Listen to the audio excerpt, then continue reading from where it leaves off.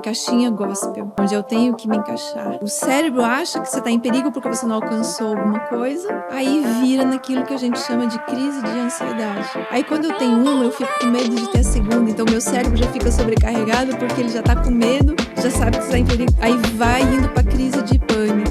A doença mental se instala, muitas vezes, em pequenas coisas. E 45% dos líderes se sentem tristes o tempo todo. Isso é reflexo do nosso mundo como um todo, tá? Se a gente for olhar para as universidades, a gente vai encontrar isso. Se a gente for olhar para grandes empresas, a gente vai encontrar números semelhantes, sabe? As pessoas, elas perderam a habilidade de se alegrar com o simples, com o básico.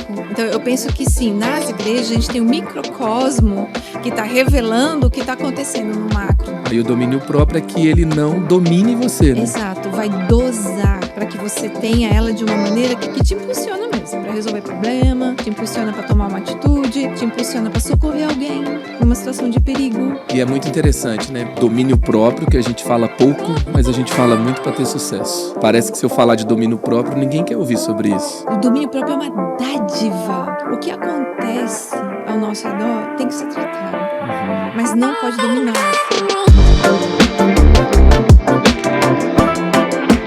Olá, aqui é Marcos Madalena, nós estamos começando o nosso Inspire Líderes, um papo de pastor para pastor, de líder para líderes, onde nós cremos que esse tempo pode gerar crescimento, conexões, inspiração para a sua vida, para o seu ministério e para o seu chamado. É uma iniciativa da Rede Inspire. E a gente sempre começa o nosso papo indicando um bom conteúdo para o seu crescimento. Eu quero indicar aqui, Sexualidade Bíblica, do Bruno Borges, que é alguém que nós temos uma excelente experiência, com uma história muito inspiradora na área da sexualidade, que tem ensinado, mentoreado líderes nessa área nos Estados Unidos, aqui no Brasil e algumas partes do mundo. E ele então está lançando esse livro pela editora Inspire, tá? Sexualidade Bíblica, uma perspectiva do plano de Deus desde o Éden até os dias atuais. Então aqui ele vai trabalhar sobre como é essa sexualidade bíblica e saudável e como nós podemos discipular outras pessoas para que elas alcancem essa saúde, essa cura, essa transformação na sexualidade, alcance a plenitude sexual e também a formar ambientes onde a sexualidade saudável possa florescer. Tem um trecho do livro que ele vai dizer: essa é a verdade fundamental que devemos recuperar. Tudo em nossas vidas, especialmente a nossa sexualidade, flui do nosso relacionamento com Deus. E aqui ele vai dizer que esse é o primeiro passo para uma sexualidade sadia. E então ele nos lembra que antes de qualquer outro relacionamento, Deus nos colocou aonde? No Éden. E antes de qualquer outra responsabilidade, nós tínhamos esse relacionamento direto com Deus. Então, a primeira experiência de Adão não foi no casamento, no trabalho, nem em uma comunidade, mas foi na presença de Deus. E isso é restaurador, isso é um ponto de partida para realmente você viver a plenitude sexual. É interessante que ele vai colocar também: a restauração começa no relacionamento com Deus, não em programas ou políticas, mas na presença. Então tá aí essa indicação para você ler, crescer, também equipar outros líderes, estudar em equipe para que a gente cresça nesse assunto tão importante dos dias atuais. E hoje, no nosso podcast, nós temos a alegria de receber alguém que tem feito muita diferença na área de saúde mental, uma autoridade no assunto. Eu estou falando de pastora Leila Paz, ela que é pastora líder na Igreja da Cidade, junto com o pastor Carlito Paz, onde eles têm desenvolvido um ministério há quase 3 décadas, realmente muito frutífero, muito abençoador, que também teve toda essa iniciativa da Rede Inspire para abençoar pastores e líderes ao redor do mundo. Ela que é responsável pelo cuidado pastoral da Igreja da Cidade,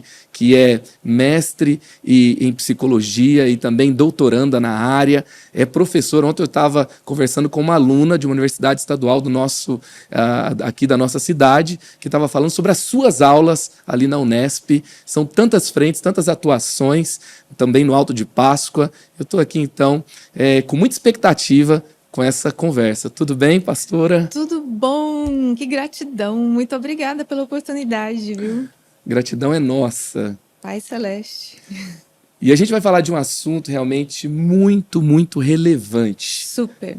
Que é assim, eu estava vendo, por exemplo, o Carey Nieuwhof, ele falou sobre as tendências para a igreja de 2025, dados do Barna Group, dados assim, muito relevantes, sérios sobre a igreja, e ele faz essa análise, e depois ele colocar vários desafios da igreja, o quinto ponto foi: e a saúde mental dos líderes e pastores está prestes a piorar. Sim. Não vai bem e está piorando. E aí ele vai fazer uma análise de como uma geração lidou com isso, como aqueles que têm mais de 45 anos estão, e mostram que a nova geração de líderes e pastores está bem pior. Sim. Então nós estamos numa curva muito negativa nesse cenário. Infelizmente, isso é bem real mesmo, né? O ministério, ele está sofrendo com a situação reflexo do mundo inteiro.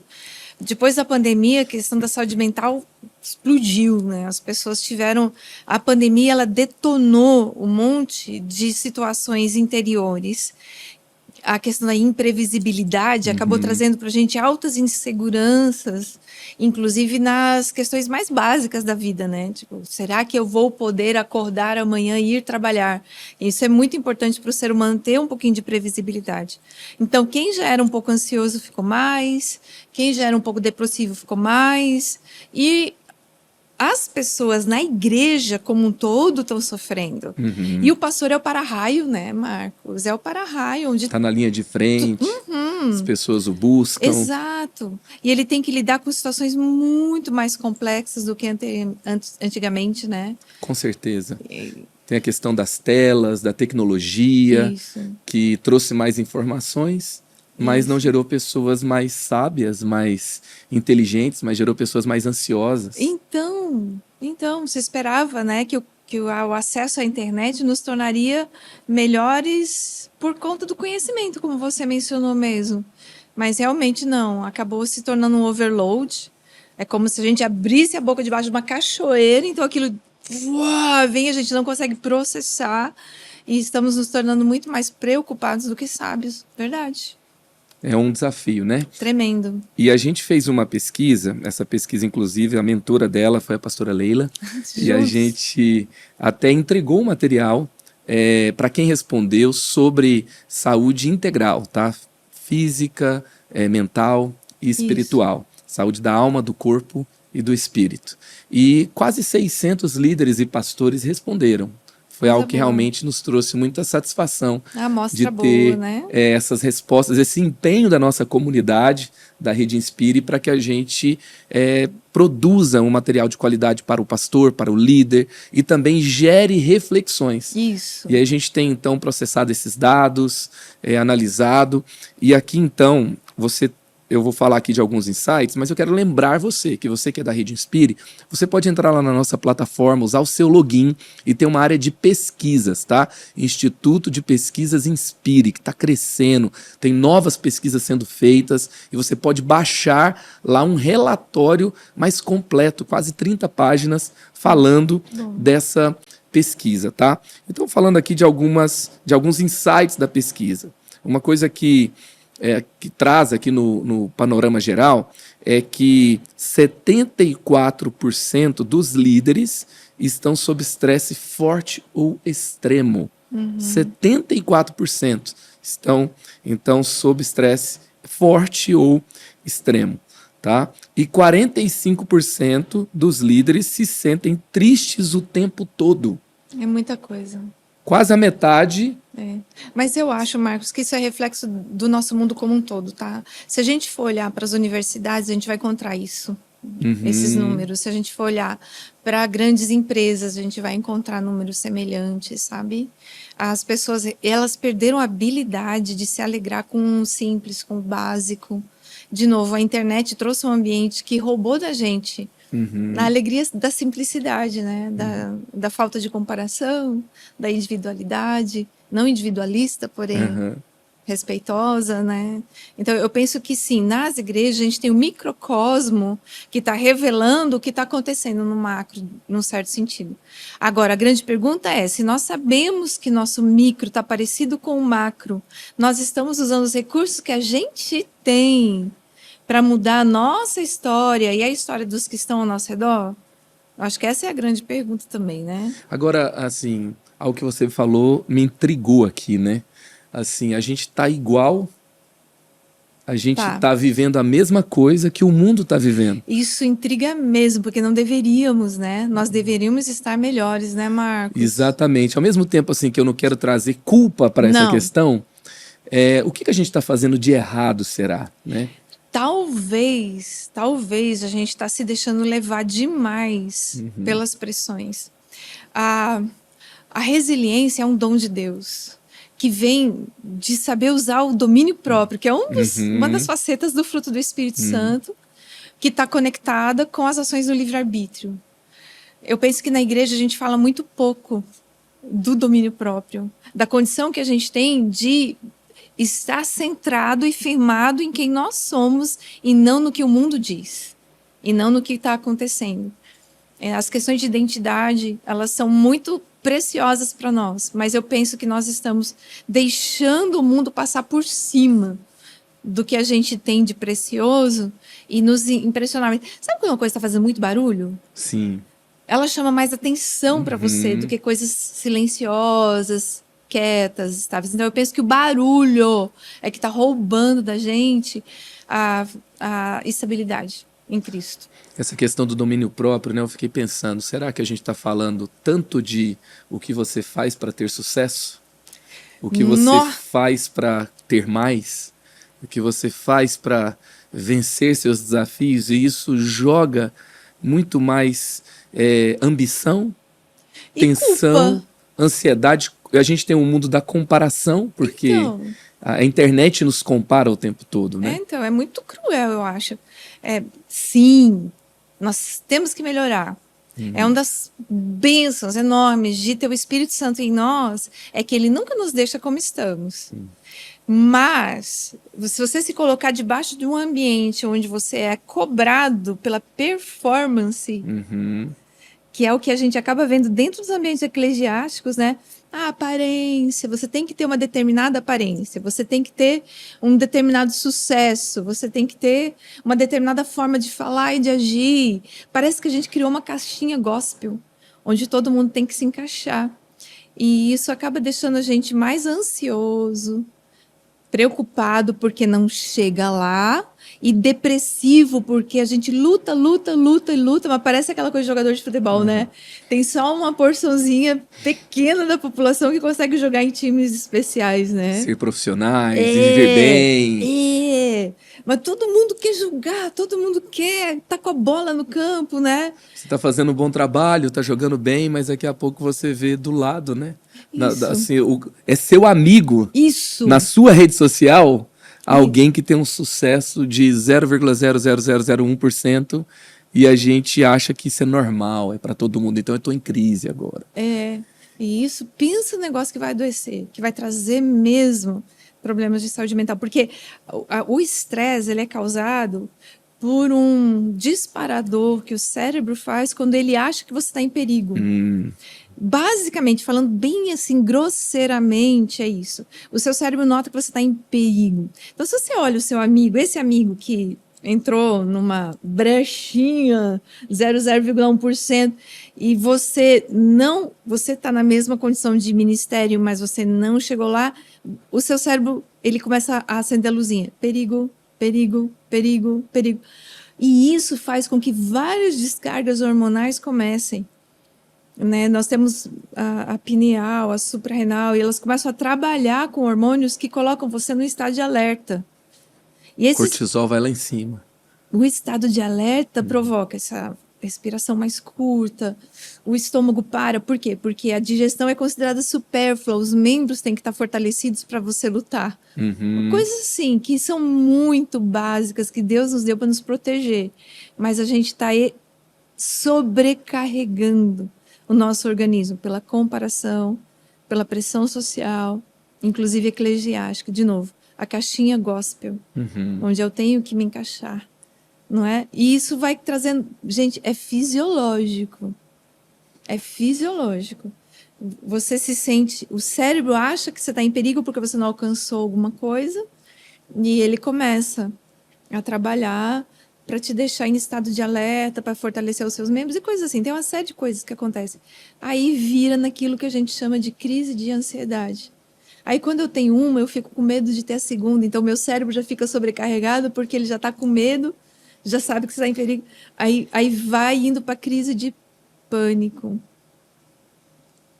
A doença mental se instala muitas vezes em pequenas coisas. Se a gente pudesse olhar para pequenas coisas antes de deixar o negócio crescer, sabe? A gente pode barrar, a gente pode fazer com que esse ciclo se encerre, né? Pode. E é muito interessante, né? Porque, assim, o domínio próprio, que a gente fala pouco, mas a gente fala muito para ter sucesso. Parece que se eu falar de domínio próprio, ninguém quer ouvir sobre isso. Não. Mas isso é o que a gente mais precisa ouvir. Nossa, o domínio próprio é uma dádiva. Uma escolha de não permitir que as emoções, a ansiedade, a comparação nos domine, né? Isso. Uma dádiva de Deus. É uma dádiva. Você tem a condição de não se deixar levar pelo que acontece. O que acontece ao nosso redor tem que ser tratado. Mas não pode dominar você. Você não pode ser dominado pelo que acontece, nem pelo que falam. Você precisa ser dominado pelo que temos em nós, o Espírito Santo de Deus, é isso. Isso é ouro, né? Porque é ouro. Sem estresse a gente morre, né? Se eu não tiver um nível de alerta, que a comida vai acabar, isso, o estresse. Que eu tenho que trabalhar, porque senão não vai ter o recurso. Você mencionou algo muito importante. O estresse, ele não é para ser negativo. Tá? A reação de estresse, ela foi feita por Deus para nos ajudar a impulsionar quando a gente precisa. Né? Então, o estresse pode ser muito positivo. Você mencionou algo muito legal. Aí o domínio próprio é que ele não domine você, né? Exato, vai dosar essa reação para que você tenha ela de uma maneira que é boa para você, que te impulsiona mesmo para resolver problema, te impulsiona para tomar uma atitude, te impulsiona para socorrer alguém numa situação de perigo ou para você sair de uma situação de perigo. Todas essas coisas são extremamente necessárias. O problema é que a gente está levando o estresse a um ponto de sobrecarga. Sabe quando o disjuntor da casa fica ligado e recebe carga em excesso e ele acaba queimando? É meio que isso, a gente está fazendo uma sobrecarga porque a gente está ligando demais para o que acontece e para o que falam. E é interessante, né? Que antes as coisas queimavam mesmo, né? Aí hoje tem uma travinha que quando tem um curto, uma sobrecarga, o disjuntor cai para que não queime, né? Isso. E aí que entra essa coisa preciosa que a gente tem, o domínio próprio. Que pode ser sim essa travinha. Para tudo. Vai matar você. Então. E aí você, então vamos tomar decisões que vão me levar à saúde. E aí você começa a tomar decisões. E aí é aquela escolha, né? Porque a pessoa pode ficar frustrada. O que é a vida sem esse sucesso que eu tanto quero, que eu tô vendo na vida dos outros, né? Então eu quero continuar com esse estresse porque eu quero esse sucesso. Tipo de sucesso, né? Porque tem tantos sucessos. Qual é o tipo de sucesso que eu desejo? É claro que Deus tem presentes especiais para os seus filhos, grandes realizações, grandes projetos são extraordinários. Mas o Carlito fala pra gente muito, né? Tudo que é bom pode ser bom pro outro, mas não pra mim. Nem tudo que é bom pra gente. E alguém tem chamado para uma coisa, outras pessoas têm chamado para outra coisa, e tá tudo bem. Você está feliz com o sucesso que você tem. Gratidão é remédio também, né, Marcos? Gratidão é Gratidão cura, é né? remédio também. Ela é remédio para estresse também. Amém. Também. Agora, né, olhando esses dados que foram respondidos por pastores, sim, líderes, E a gente teve aqui um resultado, né? 35% dormem mal ou muito pouco. Tá, isso é um problema sério. Como ter um sono, né? O que está atrapalhando o sono de um pastor, de um líder hoje em dia? Além das preocupações, né? Tem Porque muitos fatores. Olha, alimentação, Marcos. alimentação. A alimentação atrapalha muito o sono. Sobrecarregar o aparelho digestório um pouquinho antes de dormir é complicado. Realmente traz um sono mais agitado. Então, aquela coisa que os antigos falavam, sabe? De ter uma refeição mais leve, de comer Algumas bem horas antes, de dormir é importante. Outra coisa que a gente não tem mais é aquele ritualzinho do sono, né? Apagar as luzes da casa bem antes, deixar o ambiente mais escuro. O ciclo circadiano é sério. A iluminação artificial, ela realmente altera o ciclo circadiano, é verdade. Então, a gente precisa aprender a diminuir as luzes do ambiente antes de dormir. E esse trem aqui, ó, até o último minuto na cama tá lá. é luz na cara, né? Então ele está atrapalhando o ciclo circadiano por causa da luz, mas também por causa da sobrecarga de informações, porque ele deixa aquele sinal de alerta, estou em perigo, ele começa a ser ligado um pouquinho antes de você tentar dormir. Porque as notícias ou alguma coisa assim fazem o cérebro achar que você está em perigo. Não E é? é interessante que assim, né? Todo tempo vago do nosso dia está sendo preenchido até o último minuto do dia. Com esse trem aqui.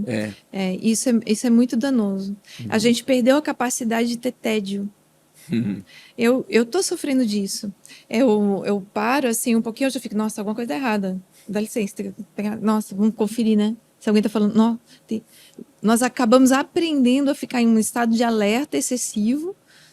E também vício nas telas é um transtorno, né, Marcos? Comprovado. E a gente não. É difícil achar um ser humano que não está se sobrecarregando com a tela. Muito difícil. Tem consequências. Agora, um outro dado, né? 60% está lidando com um acúmulo de funções. Pronto. Então, assim, eles estão acumulando várias funções na igreja. E eles estão, então, pagando esse preço do desgaste emocional nessas múltiplas funções. Pronto. Dá para entender muito, porque realmente, quando você tem muitas coisas diferentes para fazer, e nós, no ministério, normalmente a gente vai acabar fazendo negócio que a gente não gosta muito ou que a gente não tem muito preparo para fazer.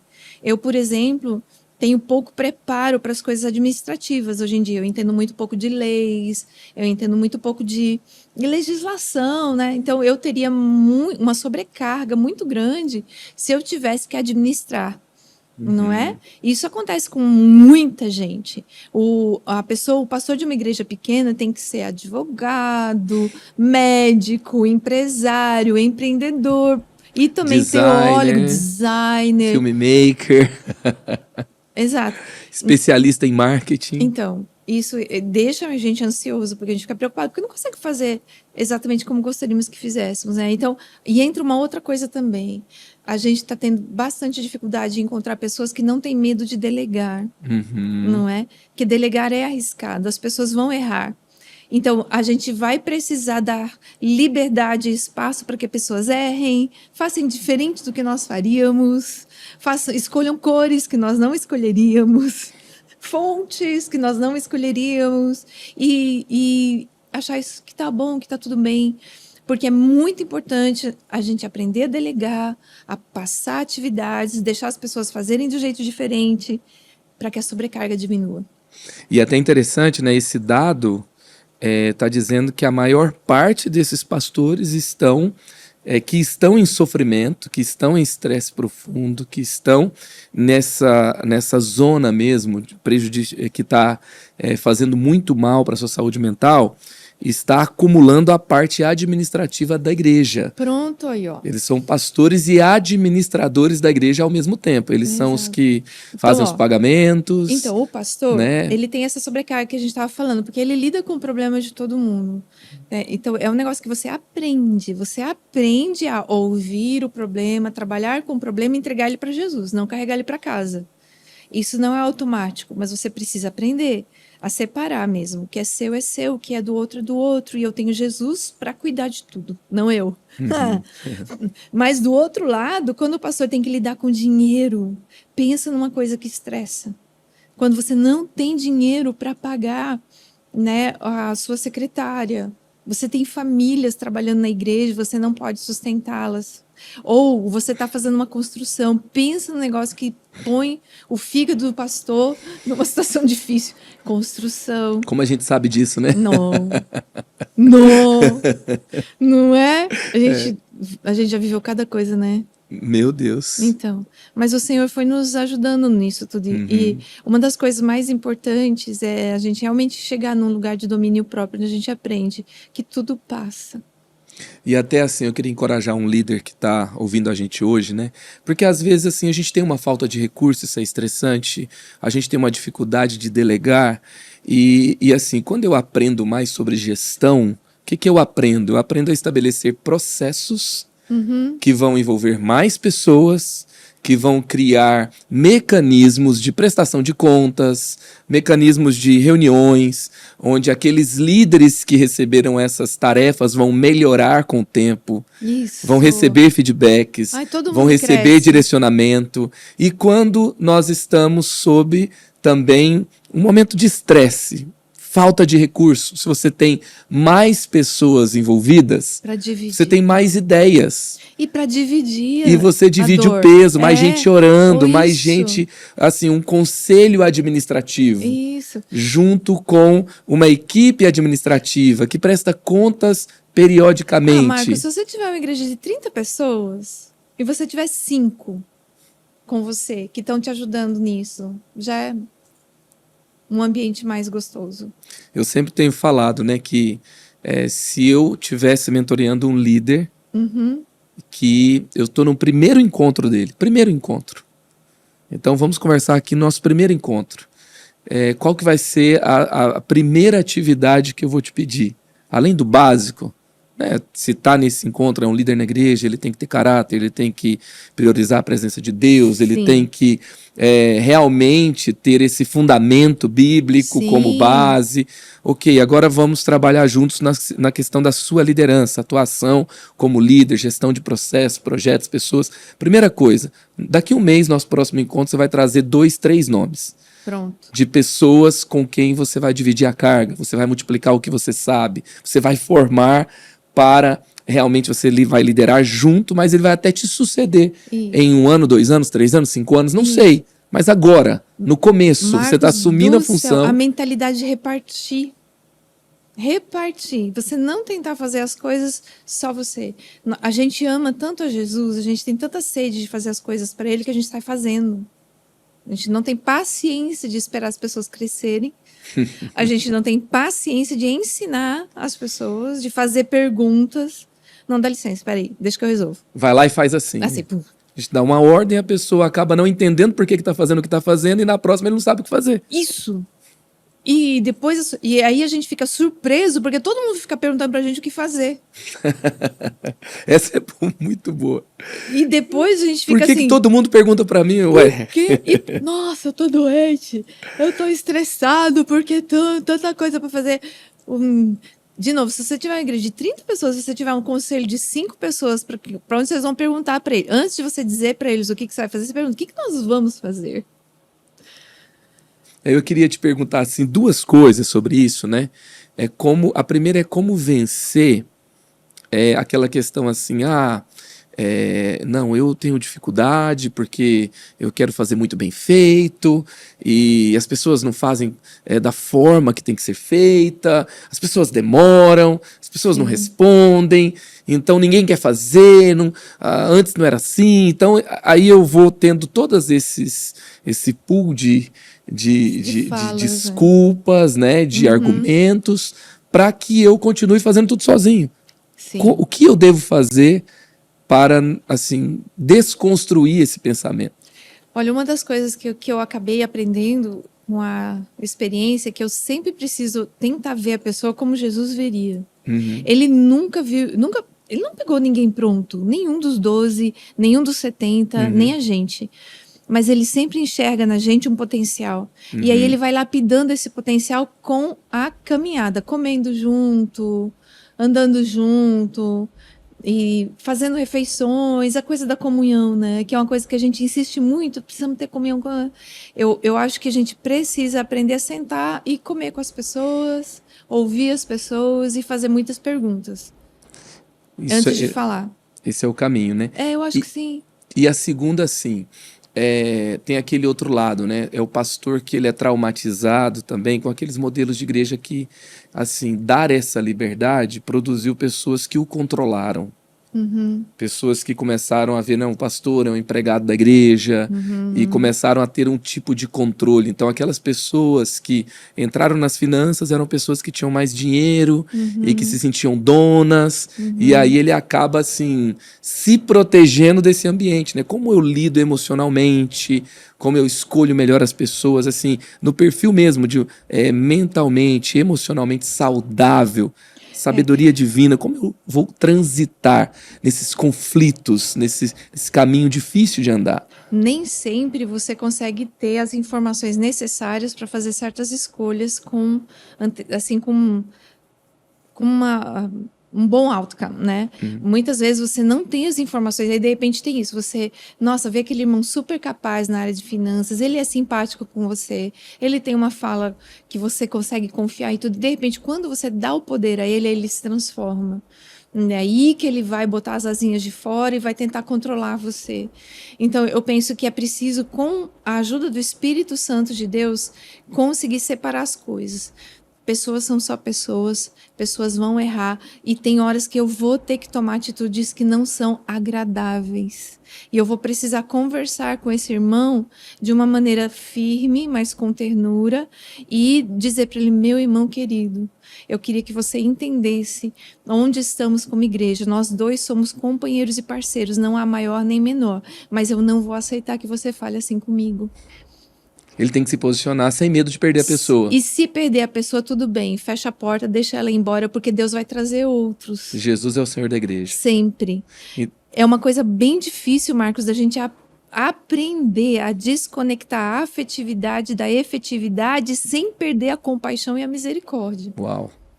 Mas a gente vai aprendendo com o tempo. Jesus deixava as pessoas irem também. Muitas vezes na palavra a gente vê ele deixando as pessoas irem. Porque ele também, como nós, compreende que o livre-arbítrio tem muito peso. Deus respeita muito o livre-arbítrio. Eu vou perder pessoas no ministério, eu vou. Mas eu posso proteger o meu coração em Cristo. Eu posso. E muitas vezes, então, essa escolha de segurar para si é uma escolha da insegurança, Sim. do medo, do controle. Sim. E às vezes, assim, aquela pessoa que eu posso perder... Ela precisa ser perdida. Exatamente. Precisa, para poder... É um presente. É um presente perdê-la, falando com toda a misericórdia do mundo, mas eu estou abrindo espaço. Se você está perdendo, agindo corretamente, com sabedoria, não é por causa da sua doença, e não é retaliação, né? Aí eu estou abrindo espaço para que Deus traga pessoas que vão realmente me ajudar. Então o coração precisa ficar sempre aberto, porque pessoas vão ferir, vão trair, você vai errar na escolha, mas está tudo bem. A gente sempre aprende, a gente trabalha direitinho, a gente trabalha com misericórdia e amor, mas a gente permite que espaços sejam abertos para que o novo de Deus venha. E novas pessoas venham para ajudar, sabe? E vem mesmo, elas vêm. E às vezes você fica um tempo sem, mas aí você vai ralando um pouquinho. Faz parte do processo. Faz. Muito bom. E aqui também, né, nos dados, a gente viu que 27% afirma que as atividades ministeriais são a própria fonte de sofrimento emocional. Um terço, né? Um terço. Então, estão dizendo que tem alguma coisa errada, né, na forma da relação do servir a Deus, né? Eu tenho algumas perguntas em relação à maneira como nós enxergamos a vida e as pessoas e Deus. Eu acho que a cosmovisão ela é muito, muito delicada e importante. se nós entramos numa situação onde nós enxergamos a nossa validação como dependente, como nós estamos falando aqui, né? Uhum. De elogios, de palavras, né? De pessoas, de um determinado sucesso, de um determinado tipo de sucesso. Se eu coloco o meu valor nessas coisas, eu tenho um risco muito grande de entrar nesse texto de pessoas que sofrem no ministério. Porque é raro você encontrar um determinado tipo de sucesso todas as vezes, em todas as igrejas, em todas as circunstâncias. Isso não é real. Eu começo a entrar num plano idealístico que me leva a um sofrimento, porque eu não vou alcançar. Ninguém consegue agradar gregos e baianos. Não dá. Não. Sempre vai ter alguém na igreja reclamando de alguma coisa. E tá tudo bem. Eu não vou entrar em sofrimento porque o outro está reclamando. Porque eu tenho as minhas convicções diante de Jesus, com aquilo que eu estou fazendo, do jeito que eu estou liderando e onde eu quero chegar. Então, eu consigo trabalhar com a reclamação, mas sem entrar em sofrimento. Isso é um trabalho de domínio próprio, que tem a ver com livre-arbítrio, que está altamente conectado com a saúde mental. É você se estabelecer mesmo como alguém que é convicto do que Deus está fazendo através da sua vida. E é tranquilo também, diante da realidade, de que não dá para agradar todo mundo. Você não vai ter unanimidade. Não vai. E agora, assim, aquela questão de que, assim, não tem um trabalho relevante feito em qualquer área sem uma grande entrega. Não tem. Tem um desgaste. Normal. Tem que Tem ter. um preço. Tem que ter, Marcos. Não tem como. Não. Né? Então, tudo que é bom custa caro. E Jesus é digno da nossa entrega. Se eu não tenho consciência Totalmente. disso, que Jesus é digno do meu queimar no altar, da minha entrega, do sono que eu perdi, do compromisso que eu árduo, assumi, né? do trabalho, da pressão, porque eu assumi a responsabilidade, alguém furou, alguma coisa deu errado, eu posso ajustar para a próxima, mas eu estou aqui, eu vou até o fim. A gente sabe que Deus se agrada disso. Sim. E Ele é digno, e é um ato de adoração. E é uma questão de perspectiva, Marcos. Eu olho com olhos bons para isso tudo que eu estou entregando a Jesus. Isso é saúde mental e física.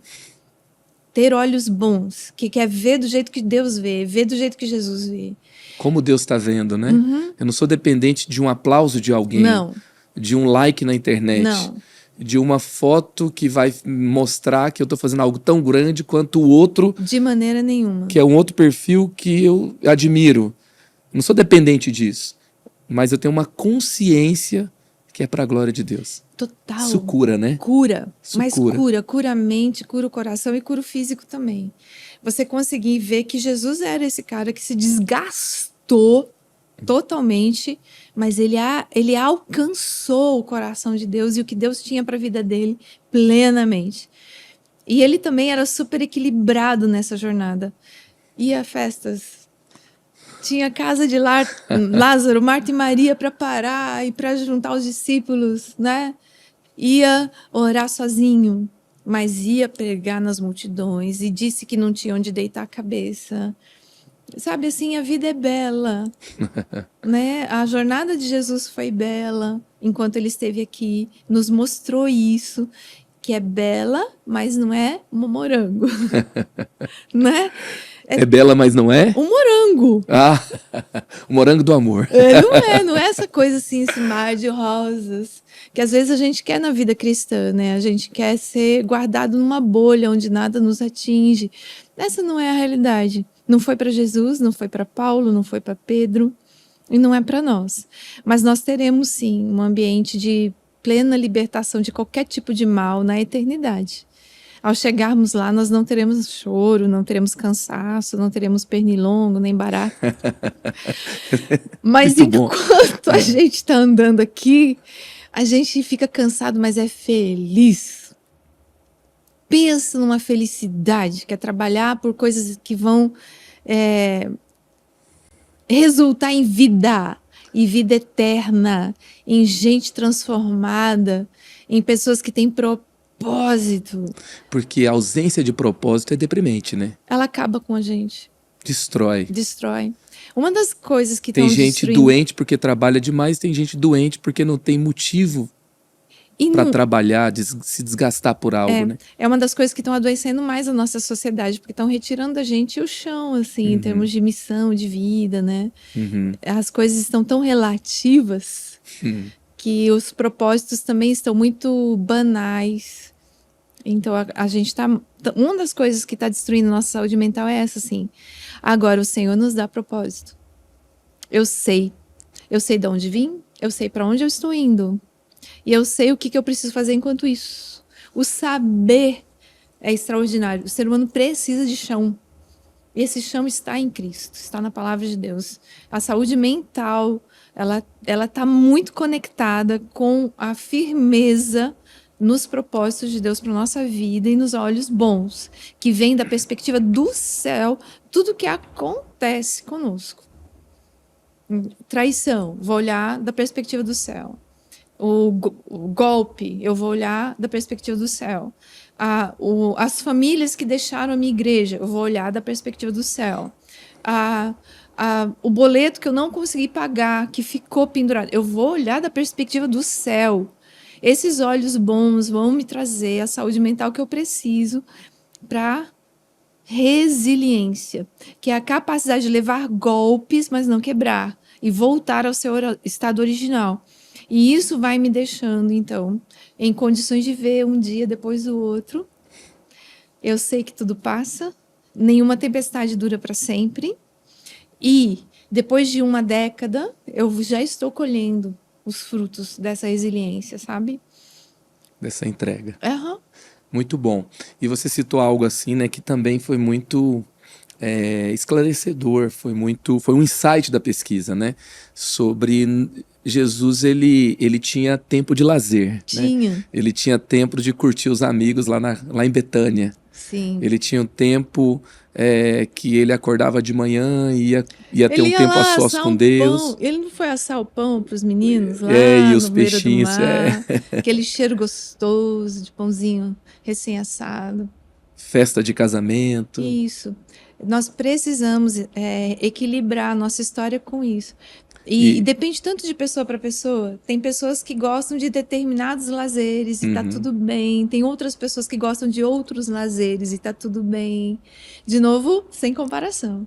Mas conhecendo a si mesmo, eu vou buscar aquilo que é bom para mim, que me refaz. Não é pecado não, né? Ter um hobby. De jeito nenhum. Não é pecado, é necessidade.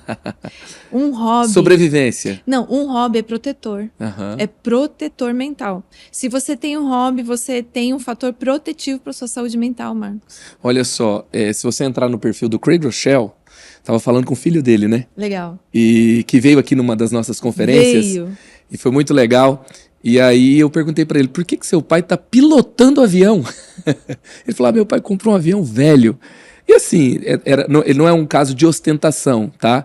Ali tem assim, ele falou de valores, não era uma coisa assim absurda, é um avião velho mesmo. Sim. E ele falou que depois de um burnout, a terapeuta falou para ele, você precisa de um hobby.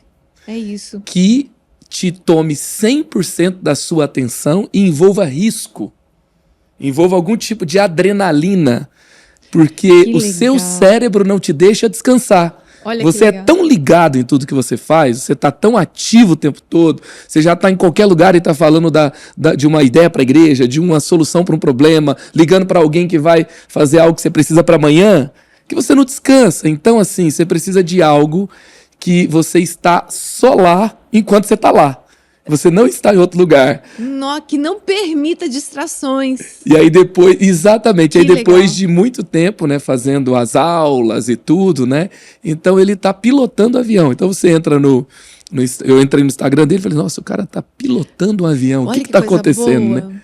Olha que coisa boa. No caso dele é esse, mas a gente pode buscar mesmo. Assim, quantos vão comprar um avião para desenvolver um hobby, né? Ah. Agora, o que eu posso fazer que vai tomar 100% da minha atenção?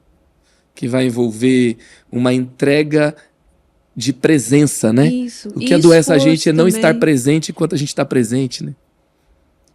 A atenção dividida, ela é complicada, é uma energia muito grande também. Você sabia que a gente não é multitarefa? A gente não é. Não é. Meu Deus. Não é, nem o ser humano é multitarefa. É uma mentira. Então, mais uma sobrecarga da sociedade, que na verdade traz uma sobrecarga sensorial absurda pro organismo e que lesa a gente. Então, os multitarefas estão sendo lesados constantemente. Eles precisam reavaliar sua postura. A gente pode ter a atenção dividida ou alternada e, normalmente, quando a gente está fazendo duas coisas ao mesmo tempo, é porque uma das atividades está no âmbito da automatização. Por exemplo, dirigir carro e ouvir música. Dirigir carro vai para o âmbito da automatização. Não é algo que você está fazendo um esforço ali, Não. Né? Uhum. Aí rola. Uhum. Esse tipo de coisa rola, mas sempre tem que ter uma coisa no âmbito automático para que a outra coisa possa ser realizada a contento. Por isso que não pode olhar o celular dirigindo o carro também. Porque olhar o celular exige um esforço e distrai o campo visual. É muito complicado. Mas a gente precisa entender que temos limites sensoriais. Uhum. Muito bom. Sabe? E olha só quanto é sério nessa questão do descanso, né? Então, Super. o que os dados revelaram para nós? Que desses que estão altamente estressados, então tem uma porcentagem de 24% que está altamente estressada. Esses, apenas 10% descansam bem. 10% estão tirando o dia de folga, estão levando isso como algo importante. Os dados não mostram assim, que a maioria não descansa, mas entre os piores, tem só 10%. 10% apenas muito sério. descansam. A questão do sono é muito séria. Tem que dormir. Quando você está dormindo, o cérebro está fazendo faxina. Ele está colocando as coisas em ordem dentro de você. Então, você precisa fazer a faxina diariamente, senão acumula lixo. Uhum. É literalmente isso. Lixo sensorial, lixo emocional, lixo de todas as espécies. O cérebro precisa de tempo para fazer a faxina. E também, organicamente, há uma série de situações hormonais e ciclos que o nosso organismo tem que são finalizados durante o sono. O ciclo circadiano é muito importante, sabe? Então, essa é uma coisa. Dormir é muito importante nesse sentido. E o lazer é muito importante por causa disso, porque a sua mente tem um tempo para sair do ambiente de alerta normal ou cotidiano, mas te colocar numa situação que traz um ambiente de renovação, né, para você. Nem que seja tomar um picolé sozinho na esquina. Só isso já seria muito importante. E a maioria das vezes, assim, quem não consegue parar, né? Eu posso dizer, né? Um pouquinho sobre isso. Pois é, nossa, podemos dizer. Quem tá apanhando nesse podcast, comenta aqui, por favor, né? Vamos levantar a mão. Levanta a mão. Alguém tá apanhando aqui, né? Porque é a hora que a gente se sente culpado. Então... Por que a gente se sente culpado fazendo, né, tendo uma parada? Pressão social, Marcos. Pressão social. Pressão social. É aquilo que você falava no início da nossa conversa. A gente está sendo levado a entrar numa caixinha onde o sucesso é o muito fazer. Uhum. Esse é um tipo de sucesso. Uhum. Mas esse sucesso se alcança também... É provado que se o organismo tiver pausas regulares durante o dia, ele produz mais. Uhum. Também é uma espécie de burrice você acreditar que se você produz sem parar, você vai produzir mais. Não é a realidade. Mas a pressão social te faz acreditar isso. E aí a gente tem aquele outro lado, né? Eu falei daquela consciência do quanto Deus é digno, o estilo de vida de adoração, uma entrega por propósito. Isso. E tem a romantização do vício pelo trabalho. Sim. Né? Não, eu sou assim mesmo, eu viro noite, eu trabalho, eu vou até o fim, e eu não consigo nem tirar férias, não consigo nem tirar um dia de folga, como se isso fosse assim, não, isso é símbolo de comprometimento. Uhum. E como que a gente vence nas culturas? Porque um líder, ele está muito preocupado se ele vai trazer uma consciência de descanso, porque alguém vai deixar de ser comprometido com a sua tarefa, e ele tem que ser uma referência de entrega, né? Como eu trabalho essa consciência da leveza, da entrega, do propósito, mas da necessidade, né? Você acabou de dizer, é burrice, né? Você não descansar. Sim. Você não vai produzir bem, você não vai entregar o seu melhor. Sim. Então, como eu trabalho essa questão, né? Eu tenho que ter uma entrega, tenho que ter o propósito, mas ao mesmo tempo, eu não posso romantizar, eu não posso ter falar que é algo bom, né, se eu não estou tratando bem essa questão do não descansar, do não confiar que Deus vai fazer, do parar. Porque eu acho que essa é uma lição importante para todo líder de alta performance. Demais da conta. Todo líder que tem uma equipe olhando para ele. Eu penso que a pressão social é realmente muito, muito cruel. As pessoas, elas glorificam uma pessoa que não para, né? Você é muito elogiado, né, por não parar, por fazer algumas coisas. A nossa sociedade valoriza muito a coisa do romper barreiras, né? A nossa sociedade, não estou dizendo que isso é ruim, isso é bom. Nós precisamos romper barreiras, mas a gente não pode só romper barreiras. A grande questão está no equilíbrio mesmo. Aí, de novo, a gente volta para o time de Jesus. Jesus rompeu tantas barreiras. Mas ele parava, sim. Ele tinha momentos de comunhão. Ele andou com o seu pessoal. Eu penso que quando o time está pertinho e ele olha o líder de pertinho, ele vê o líder dar o sangue, mas ao mesmo tempo esse líder senta para comer com eles. Isso é um exemplo, né? Isso é um exemplo, isso é uma inspiração. De nada conta. E aí esse líder pastor tirando o dia de folga, ele não é um mau testemunho, ele é uma inspiração. Ele é uma inspiração. Especialmente ele não tem que se sentir culpado disso. De jeito nenhum. Primeiro porque nós temos essa informação, né? As pausas são necessárias e aumentam a produtividade. Cientificamente falando. Jesus também falou. Aliás, a ciência sempre prova o que Deus já falou, né? E o descanso vem depois do trabalho também, né? Então, direitinho como Deus fez. Ele trabalhou muito, 6 dias. Aí ele parou e foi trabalhar de novo, né? Então, é como o Senhor espera que nós façamos. Ele conhece a nossa estrutura, ele sabe que nós somos pó. Não há nenhum demérito em você obedecer os ciclos que Deus propôs para a gente obedecer. Não há nenhum demérito nisso. E o seu time observa isso e ele vai fazer como você faz. Vai dar o sangue e vai descansar. Vai dar o sangue e vai descansar, porque ele vê isso acontecendo em você. E eu quero te lembrar, né, que por trás de toda essa paz, essa sabedoria, né, que você está recebendo da pastora Leila, né, ela é mãe de 4 filhos, está fazendo um doutorado, lidera algo como Alto de Páscoa, uma equipe enorme. Então, é alguém de muito trabalho que está dizendo, por trás, tem um segredo por trás de uma produtividade, essa confiança em Deus, esse descanso, esse equilíbrio é muito importante, né? Extremamente importante. E, de novo, aquilo que a gente falava, né? No meu dia todo, eu vou ter 1 horinha só para mim. Então, eu vou chupar um picolé na esquina ou comer uma bacia de pipoca sozinho. Alguma coisa que... Ou eu vou cozinhar, ou eu vou plantar uma flor, ou eu vou varrer um quintal, ou eu vou lavar um carro. Mas algo que me faça pausar para mim.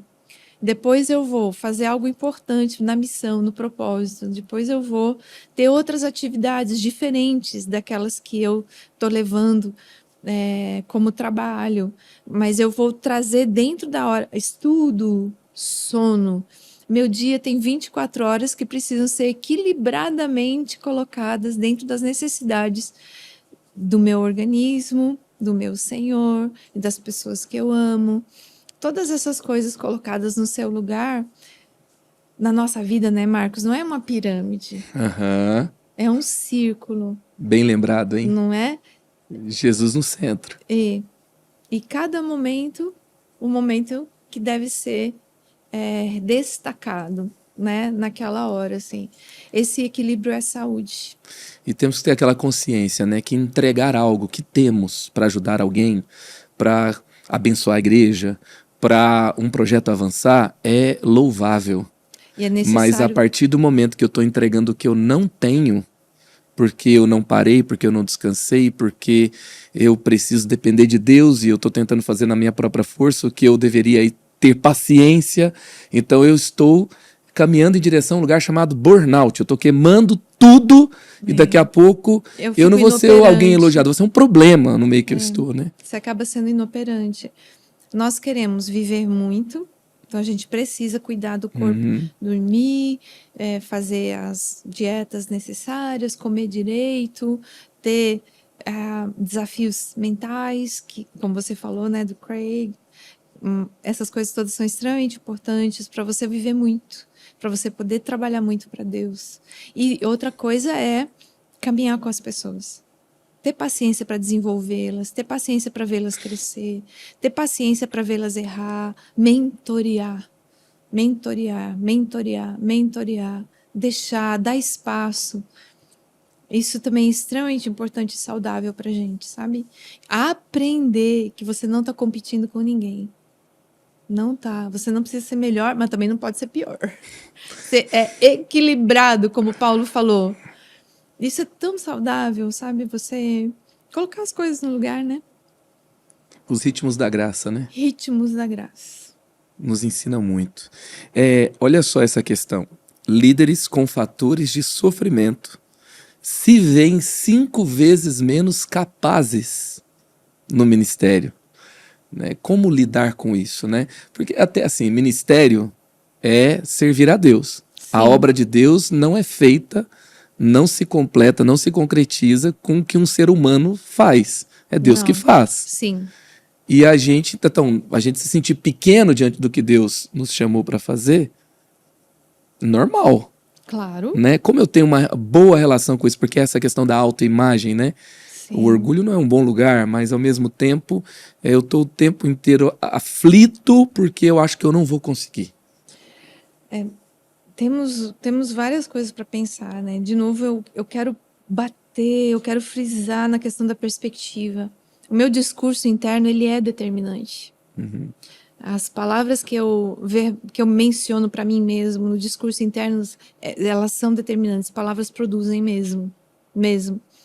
Se eu tenho uma visão distorcida de quem eu sou, eu vou ter uma produção distorcida, eu vou ter uma vida com resultados distorcidos, porque o meu estar no mundo, ele é derivado do que eu entendo sobre mim. Então, eu preciso lutar por uma identidade bem resolvida. Eu preciso lutar por resolver as questões de paternidade. Eu preciso lutar para entender quem eu sou. Eu tenho que lutar por isso. Quem eu sou definitivamente não tem a ver com o que eu faço. Não tem. É só uma consequência, né? O que eu faço é uma consequência de quem eu sou. E é uma coisa que o Filho de Deus, ele tem que lutar para resolver as questões de autoestima. E resolver as questões de rejeição, de abandono, de orfandade. Isso é uma luta que tem que ser vencida. É uma luta que está basicamente na mente e ela é travada com a palavra de Deus, porque a palavra de Deus define. Basicamente, eu viver não acreditando em quem Deus me fez para ser, também é pecado, Marcos. Eu deixar de crer, né? De crer no potencial, na graça, na autoridade que Deus me colocou, é negar algo muito precioso que Deus me deu. E nós não levamos em conta que Satanás trabalha firmemente nas questões de paternidade para nos diminuir, porque ele diminuindo quem somos, ele diminui os resultados da nossa vida. Então, quando nós entramos em sofrimento por acreditar que estamos aquém, a menos, ou estamos abaixo, esse sofrimento é um sofrimento cruel, real. Realmente não vou negar, essa dor é muito forte, mas esse sofrimento precisa ser vencido. Resolvendo-se as questões de paternidade, né? Lutando mesmo, como Paulo fala, eu preciso levar cativo cativo o meu pensamento aos pés da cruz. E essa luta vai me transformar na pessoa que eu devo ser. E esse florescer de quem eu sou, que não tem a ver com o que aconteceu comigo, não tem a ver com o que fizeram comigo, não tem a ver com as coisas que a vida me obrigou a passar, mas tem a ver com quem Deus me fez para ser. E isso, então, me traz uma perspectiva que me liberta até mesmo do sofrimento, das questões relacionadas com a baixa estima, a comparação e a luta que a gente tem com pessoas. E me posicionam de um jeito seguro para que eu possa navegar circunstâncias da minha vida, inclusive o overload e o estresse excessivo, de maneira que eu possa sair preservado de conflitos, de relacionamentos tóxicos, de situações extremamente danosas, de injustiças profundas, eu ainda posso sair preservado. Porque ficar sem isso no mundo não é possível, né? Aqui não é o céu. Não. Então a gente tem que aprender a lidar com isso, né? Isso. E nós lidamos com isso a partir desse ponto de saúde mental. Eu sei quem eu sou. Excelente. Eu resolvi a minha... Ouvir a pessoa certa. Aí que tá. Eu me lembro quando eu estava em alguns passos importantes de maturidade espiritual.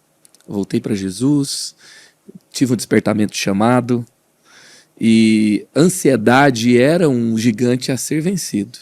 Claramente. Uma palavra que eu ouvi que mudou a minha luta foi: quando você estiver no estado de muito estresse, muito sofrimento, se pergunte por que dói tanto? Por que é tão avassalador? Por que eu estou tão preocupado? Por quê? E as respostas às vezes eram: porque eu tenho que impressionar alguém? Ou porque fulano falou alguma coisa? Porque alguém falou alguma coisa? Porque eu tenho eu disse isso, né? E eu tenho esse orgulho, então eu não vou reconhecer que eu errei. Então, quando eu chegava nessa pergunta, eu questionava as minhas emoções. Eu questionava o efeito daquilo que estava ao meu redor, como aquilo me dominava. É muito importante isso, você dar nome às suas emoções e buscar as origens. Todos os sentimentos têm origem em um pensamento. Todos. Isso nos leva para o lugar certo, né? Isso, e quando nós encontramos esse pensamento que deu origem aos sentimentos todos que eu estou vivendo, então eu posso ressignificar esse pensamento. Posso, de novo, como Paulo falou, eu pego esse pensamento, levo ele cativo aos pés da cruz, e ali eu passo ele pelo filtro do Senhor, tudo que é bom, tudo que é puro, tudo que é justo. Se há algum louvor, boa fama, então nisso pensai. E eu vou ressignificando toda a minha estrutura, né, de pensamento, e isso vai me levando ao lugar de saúde, Marcos. Troca de pensamento. Trocar. Muito bom. Se você pudesse falar assim, 3 dicas de ouro, né? 3 dicas de ouro para um líder viver bem emocionalmente. Um pastor não estar nessa estatística dos 74%, que está sob alto estresse, que está em grande sofrimento na vida, na saúde mental, nas emoções. Olha, uma é resolver mesmo as questões de paternidade com o Senhor. Essa é... Resolver quem eu sou é fundamental. A outra seria nunca ficar preso no silêncio. Nunca ficar preso no silêncio. Nunca. A gente que trabalha no ministério, a gente tem essa tendência, né? Não posso falar. Que vergonha. O que as pessoas vão pensar de mim? Olha o meu estado. Não, nunca. A gente precisa sair do silêncio. Inclusive, o pastor não fica contando que foi uma consulta psiquiatra, né? Não tem. Ou uma terapia. Deveria contar, porque as ovelhas seguiriam o seu exemplo. Olha só. Porque a terapia e o psiquiatra são de ajuda fundamental. Se forem bons profissionais, sabe, Marcos? Profissionais recomendados, crentes, eles são de tanta ajuda pra gente. Então, o pastor deveria ter tranquilidade, assim, de falar: nossa, estou fazendo terapia, está sendo tão bom para mim. Porque as ovelhas iriam entender que todo ser humano precisa de ajuda. Nós somos corpo e dependemos assim de ajuda, né, um dos outros. Isso é fundamental. E a outra seria mesmo respirar mais fundo, espreguiçar mais, botar o corpo mesmo, sabe, para viver os ciclos que Deus fez para a gente viver. Sono, acordar, respirar, espreguiçar, bocejar, sentir perfumes, saborear coisas, viver o que Deus fez o organismo para viver, sabe? Essas coisas nos ajudam muito. Muito bom. Então, resolver sua filiação divina, não ficar em silêncio, De jeito nenhum. conversar, ter amigos, buscar ajuda. Nem que seja do outro lado do mundo, por um WhatsApp, mas busca ajuda. Busque ajuda. E, por último, entender que você é ser humano, né? Isso. E essa casa tem que ser cuidada. Isso. E você tem que desfrutar também com ela. Isso. Das coisas boas. Das coisas boas que Deus te permite, né? E as assim, dicas para que um líder faça do seu ambiente um ambiente que não adoece pessoas, um ambiente que não é tóxico, um ambiente que é saudável. Tá, eu limitei o primeiro, né? Falei 3, né? Fique à vontade, né? Nossa! Falar 3 é legal, né? Mas assim... Eu penso que uma das coisas mais preciosas, assim, pra gente na liderança é deixar as pessoas entenderem que gente é gente, que a gente é gente. Esse é uma das coisas que vão cortando a toxicidade do ambiente. Porque se o liderado olha pro líder como essa pessoa perfeita, inalcançável, ela automaticamente já se coloca num lugar de perfeccionismo, que é muito, muito complicado. O líder precisa ser gente e precisa deixar as pessoas saberem que ele é gente. Então, fazer pedidos de oração. É claro que você não vai fazer confidências com as suas ovelhas. Você vai fazer confidências com pessoas extremamente da sua confiança que o Senhor vai te dar.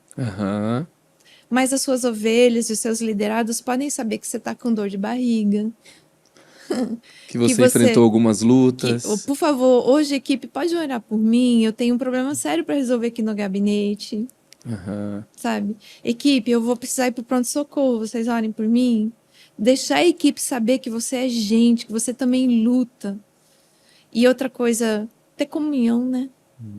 Jogar um futebolzinho básico na graminha lá do fundo do quintal da igreja, sabe? Muito bom. Ser gente. Isso reduz muito os níveis de toxicidade do ambiente de trabalho da gente. Às vezes a gente está tentando resolver numa reunião o que um churrasco com futebol resolve, né? Jogar dominó por 15 minutos no intervalo de café. Sabe? Permitir mesmo que as pessoas sejam pessoas perto de você. Dar espaço para elas errarem também é muito importante. E ser misericordioso. Como a gente precisa de misericórdia nos nossos ambientes de trabalho. E faltar misericórdia numa equipe de uma igreja. Não pode. Não faz sentido. Né? Não faz. É incoerente demais. Jesus demandou muito, né? A gente vê falas muito duras com os discípulos porque ele sabia o que ele queria tirar do discípulo. Discípulo, você pode mais. Mas dentro do ambiente onde você é gente e as pessoas te conhecem, quando você tem que falar uma palavra dura, o nível de confiança que você construiu permite. Porque as pessoas sabem que você está sendo liderado por amor. Amém. Né? Às vezes a gente tem muitas palavras duras por aqui, né? Porque a gente sabe que os nossos líderes querem tirar o melhor da gente por aqui. E porque a gente conhece os nossos líderes, sabe? Das intenções deles, sabe? Eu acho que isso é muito importante também. Jesus, ele sabia tirar o melhor das pessoas. E o pior jeito de liderar é liderar sem confronto, né? Se não tem essa fricção, se não tem esse impulsionar, se não tem essa correção de rota, não tem crescimento. E ninguém quer estar numa equipe que ela não cresce, que ela não é desafiada. Falta desafio, mata também. Porque você abandona as pessoas a elas mesmas. Quando você não confronta, você está abandonando. É triste Olha desse isso, jeito. Falta de confronto é abandono. É abandono. Porque o confronto é que faz crescer, Marcos. Se eu não confronto, eu abandono, eu não permito, eu não habilito a pessoa a crescer. Sensacional. Então vamos enfrentar essa. Confronto é bom. Eu tô com expectativa. O problema tá aí para ser resolvido. É isso aí. Eu tô com expectativa com o guia em PDF que a gente vai ter dessa conversa aqui. Jesus da glória. com tantos conselhos, quantas frases boas, né? Quantos insights diante desse cenário que a gente tem de desafio, mas de caminhos de cura, caminhos muitos. de virar esse jogo. Temos toda a condição de virar esse jogo. Eu acho que um pastor não pode se conformar e ter aquela frase, né? Eu tô mal, mas tá tudo bem, tá todo mundo mal mesmo. Então eu sou todo mundo.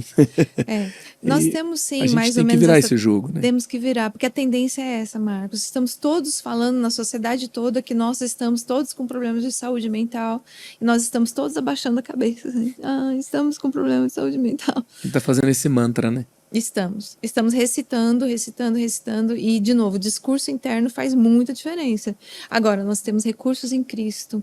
Nós temos recursos como igreja para virar o jogo. Nós temos recursos como igreja para ser saudáveis. Amém. O Senhor nos deu esses recursos, eles estão na nossa mão. Então, nós precisamos sacar tudo isso e usar. Domínio próprio é o primeiro deles. Amém. E fala pra gente aqui alguns dos seus conselhos aqui.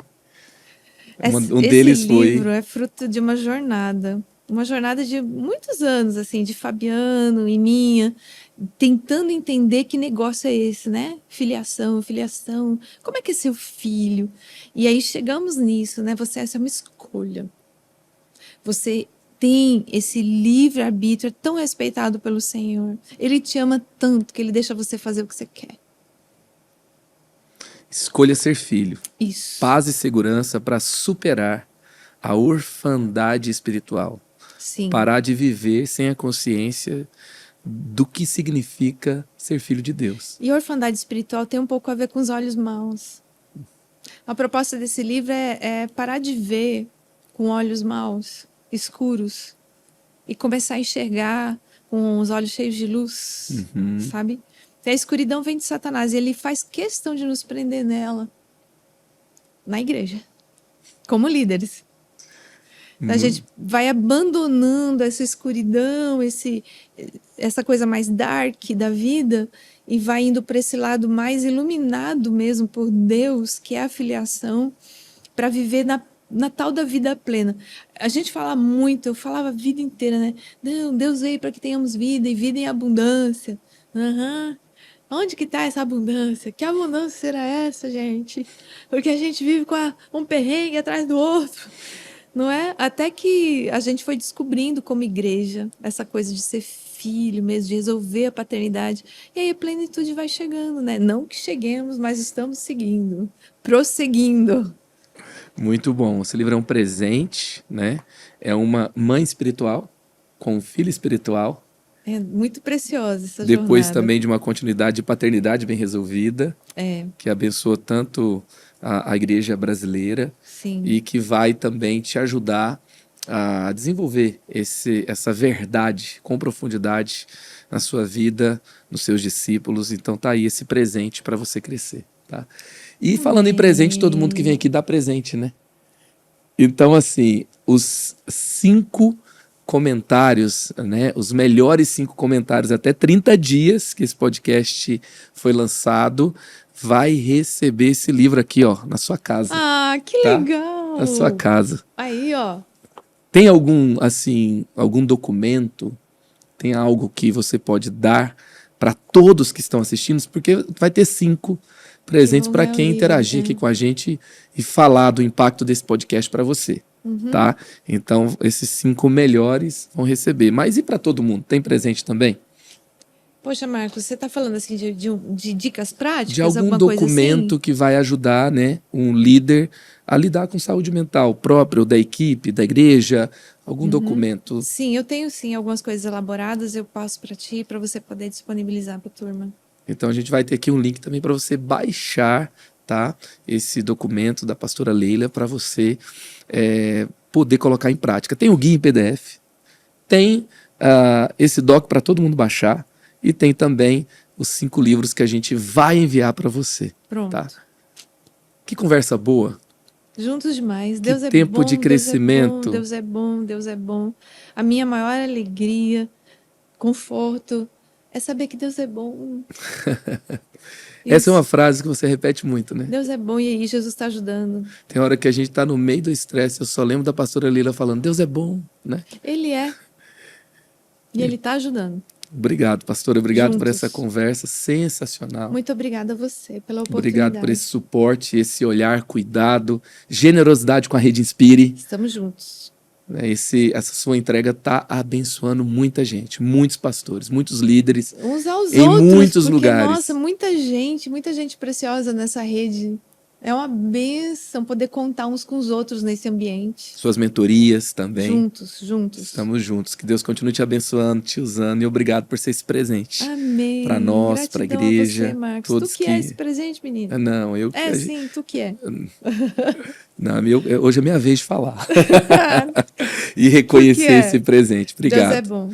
E que Deus abençoe você. Que Deus te use para liderar ambientes que têm essa profunda consciência da filiação divina, profunda consciência do propósito daquilo que você está fazendo, de misericórdia, de desenvolvimento de pessoas. Isso não é só ambientes humanos, né? Que, Sim. como o mundo fala, são ambientes divinos, Sim. ambientes cheios da graça de Deus, cheios da verdade do céu. Que você seja essa pessoa que faça a diferença. Amém. Que a sua equipe ministerial transborde isso, que a sua igreja seja esse centro terapêutico e espiritual que presenteia o mundo com cura o tempo todo. Que Deus te abençoe. E lembre-se, o que o pastor Carlito sempre fala pra gente, que a gente não faz coisas grandes sozinhos, tá? Se você está fazendo sozinho, não tem coisa grande aí. Então se junte a nós, seja parte da rede, seja parte desse ecossistema que gera crescimento, saúde e desenvolvimento de pessoas, tá? Prossiga, o extraordinário te aguarda em Jesus. O futuro é brilhante.